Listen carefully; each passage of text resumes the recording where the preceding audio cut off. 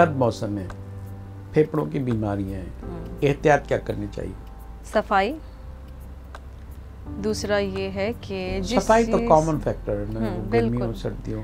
दूसरा जिस चीज़ से भी एलर्जी हो, क्योंकि इस मौसम में एलर्जीज़ का प्रेवलेंस, एलर्जीज़ बहुत बढ़ जाती हैं। तो जिस चीज़ से जिस शख्स को एलर्जी हो, कोई सिगरेट से एलर्जिक होता है, कोई अगरबत्ती के धुएं से एलर्जिक है, कोई कॉइल से एलर्जिक है, कोई घर में सफाई हो रही है, डस्ट उड़ रही है, उससे एलर्जिक है। तो जिस चीज़ से आपको एलर्जी है उससे थोड़ी एहतियात कीजिए। अच्छा, वो जो ये जो कैसे फाइंड आउट करें, कैसे तलाश करें काम घर ये में? पेशेंट को पता होता है। आपको पता है कि आप किस चीज़ से आपको एलर्जी हो रही है। आपको एक परफ्यूम की खुशबू बुरी लग रही है, आप उस परफ्यूम से एहतियात कीजिए। एकदम से वो खुशबू जो है वो खुशबू बुरी लगती है वाली बात है। एक ये है कि उनको एलर्जी कैसे मालूम है? एक तो ये कि भाई खुशबू यार ये अच्छी नहीं है, वो अच्छी है। बिल्कुल, वो एलर्जी इस तरह पता चलती है कि वो स्पेसिफिकली खुशबू या एयर फ्रेशनर जब लगता है तो एकदम लगता है कि जैसे गले पे उसका असर हो रहा है, गला पकड़ता है वो। तो जैसे ये चीज़ गला पकड़ेगी, ये आपकी मतलब ये अलामत शुरुआत हो चुकी है आपको एलर्जिक प्रोसेस की। जी, ये इब्तदाई अलामत है। वो गला पकड़ता है, फिर आहिस्ता आहिस्ता वो आपको छींकें आती हैं, बहुत बार बार गला साफ करना पड़ता है, फिर खांसी में तब्दील हो जाता है।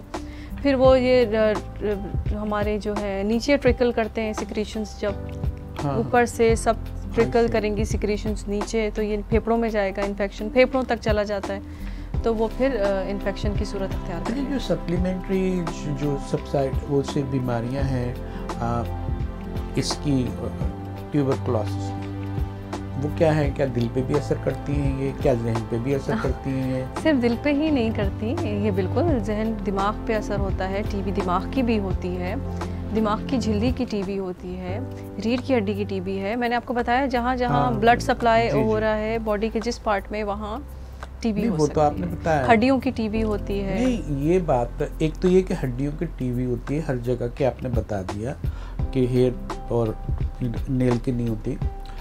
मैं कह रहा हूँ कि ये जो जैसे टेंशन है वो अमराज क़ल्ब का बायस बनते हैं, तो ये वाली बीमारी कौन कौन से सेक्टर्स को, कौन से रिलेटेड बीमारियां हैं जिसमें इजाफे का बायस बनती है? एक तो ना बायस बनती है, मतलब उसकी बुनियाद पे रिलेटेड डिजीज बन जाती हैं उनके लिए। देखिए, सबसे ज़्यादा तो इम्यूनिटी जो सप्रेस होती है ना, जो हमारी क़ुव्वत मुदाफ़ियत जो सप्रेस हो रही है, टीबी का सबसे ज़्यादा ताल्लुक़ उससे है कि क़ुव्वत मुदाफ़ियत। और क़ुव्वत मुदाफ़ियत के सिर्फ भूख से और ग़िज़ा से ताल्लुक़ नहीं है, इसमें ये कि अगर आप स्ट्रेस लेते हैं, बाद लोग स्ट्रेस ले रहे हैं, उनका खाना पीना बिल्कुल नीचे चला जाता है, बिल्कुल मतलब साइकी ऐसी है, खुराक वो डिपेंड करता है सर्कमस्टेंसेस के ऊपर। पेन प्रोड्यूसर होते हैं या रिसीवर होते हैं, दोनों तरफ परेशान रहते हैं, उनके लिए क्या करें? उनको टीबी का इम्कान पूरा है, उनको बिहेवियरल चेंजेस लाने चाहिए, कहना चाहें कुछ ना कुछ क्या करें उनके लिए? देखें, एक खुराक अच्छी रखें। खुराक की इम्पोर्टेंस है टीबी के अंदर। टीबी के लिए जो कल्प्रिट है हमारा वो क़ुव्वत मुदाफ़ियत है। हाँ, सही है। ठीक है, हमारे अंदर गुर्बत है, अवेयरनेस नहीं है, लोग नहीं जानते। एक तो अपनी क़ुव्वत मुदाफ़ियत सही रखने के लिए खुराक अच्छी रखनी है। दूसरा, जब हो जाती है एक मरीज़ को टीबी, तो उस मरीज़ से कैसे एहतियात करनी है, ये पता होना घर वालों को बहुत ज़रूरी है। ये एहतियात है कि एक को टीबी है, और पहले तो होता है कि उसके सब सामान अलग कर देते थे, बिस्तर, बर्तन। अभी भी ये ज़रूरी है या अभी कुछ करनी? देखिए, फेफड़ों की टीबी में मैं कहती हूँ कि 15-20 दिन तक, क्योंकि बैक्टीरियल लोड ज़्यादा है, जब तक 15-20 दिन इलाज शुरू होने के बाद। इलाज शुरू होने से पहले तो पता नहीं उन्होंने किस तरह किया, क्या किया। इलाज शुरू होने के बाद हमें ये बताना होता है कि 15 से 20 दिन तक, 2 हफ्ते तक थोड़ी सी एहतियात करें। जिस कमरे में मरीज़ हो उसमें हवा और धूप आनी ज़रूरी है। थोड़ी देर मरीज़ धूप में बैठ जाए, 10-15 मिनट, 20 मिनट, जितना बर्दाश्त कर सकें। और खांसी हो तो मुंह पे कपड़ा रखें, मास्क लगाएं, घर वालों के बीच में खांसना नहीं है, सबके बीच में बैठ के। और आदत होती है कुछ लोगों की जगह जगह थूकने की, तो वो इन्फेक्शन को स्प्रेड कर सकता है, फैला सकता है बिल्कुल। तो जगह जगह ना थूकें, कोई एक जगह बनाएं, कोई एक उगालदान या कोई ऐसी चीज़, उसको बाद में मट्टी के अंदर डिस्कार्ड कर दें अपना बलगम, ऐसे खुला ना फेंकें। अरे मौसम है, ये अफेक्ट करता है बच्चों पे, और सर्द मौसम में जाहिर है कि लंग्स का मसला है, ये सांस की नाली का मसला है।